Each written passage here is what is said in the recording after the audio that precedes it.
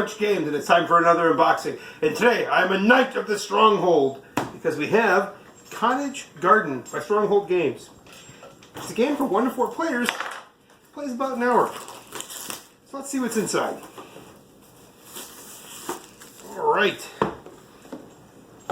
This is a tile selection game. Got our booklet on how to play. Lots of nice pictures, I like that. Alright, how to flip tiles over, how to place them. Alright. We got a bag of, wouldn't be Uwe Rosenberg if we didn't get a bag of wooden cubes. And a die, nice wooden chunky die. Another bag, because Stronghold loves us. Interesting packaging.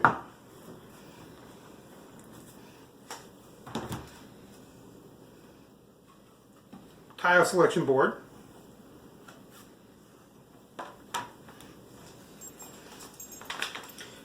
Then we have player boards that pop out, where you place your tiles and the tiles themselves.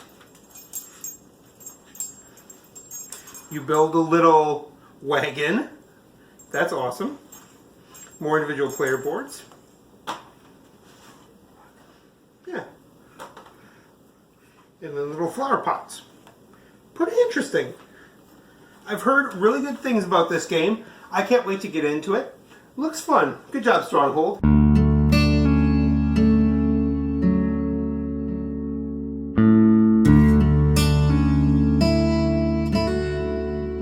Let's learn how to play Cottage Garden.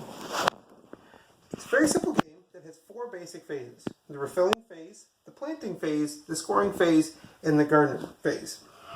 I've set up for 3 players. The first part of the game is the refilling phase.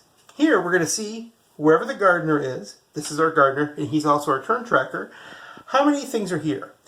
This time it's full because it's the start of the game, but if we ever have 3 or less pieces in the row, we're going to take pieces from here and fill in. So in this case, we'd fill in from our garden path, starting with our wheelbarrow.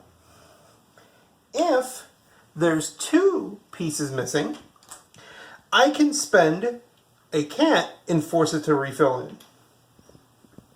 Right now we're full.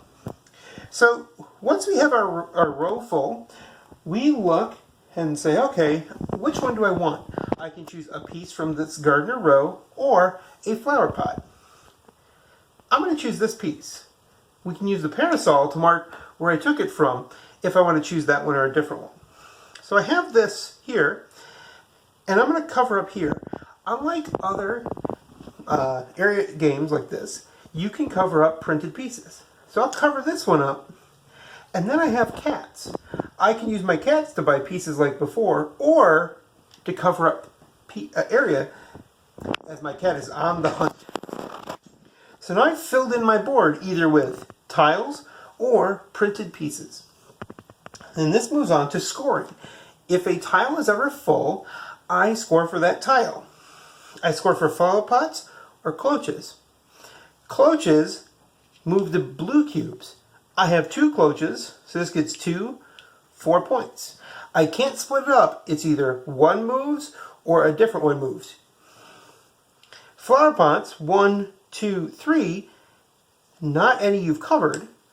So this would move 1, 2, 3 spaces. If this ever crosses this line, I'm awarded a new cat. And if I'm the first or the second player, I get beehives. First player gets 2, second player gets 1. With this full, I then remove it, put it on the bottom, flipped over, and I can choose a new gardener to fill it in. These go back into the garden path.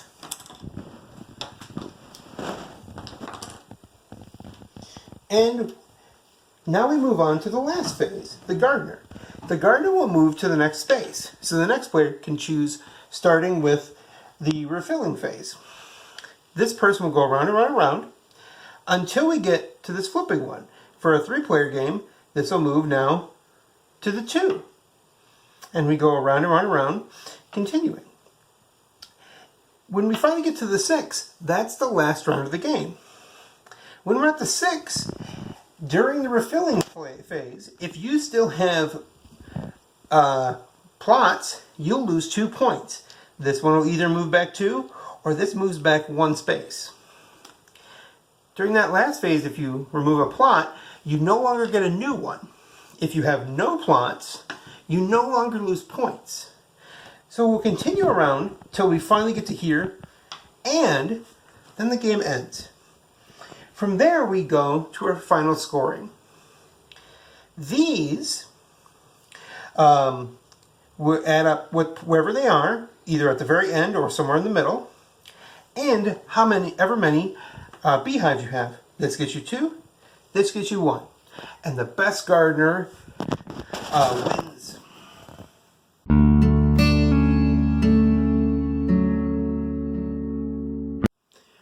Alright, so we've talked about what's in the box. We saw how to play. Let's talk about what I think of it. And standard breakdown, let's start with the mechanics. The mechanics I really like. It's got a really interesting selection process. There's a surprising amount of thought to placing flowers in a flower bed. So I give it a 4.5 out of 5. You can get a little screwed on the flop, but still pretty fun.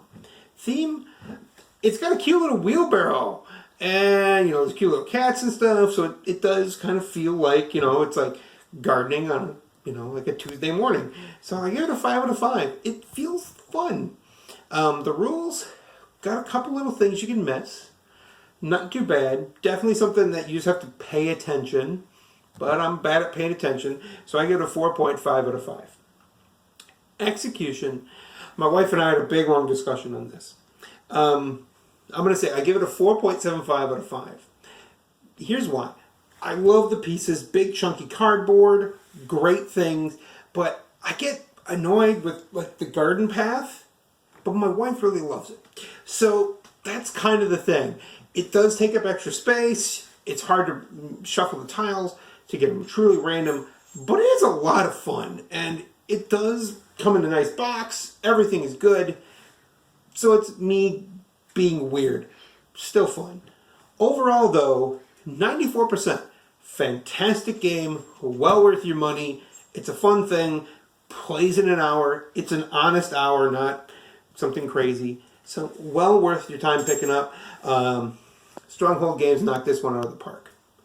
I'm Ed from Throat Punch Games at Throat Punch G on Twitter, Throat Punch Games on Facebook and Instagram. Like and subscribe for daily content and contests. Thanks for watching.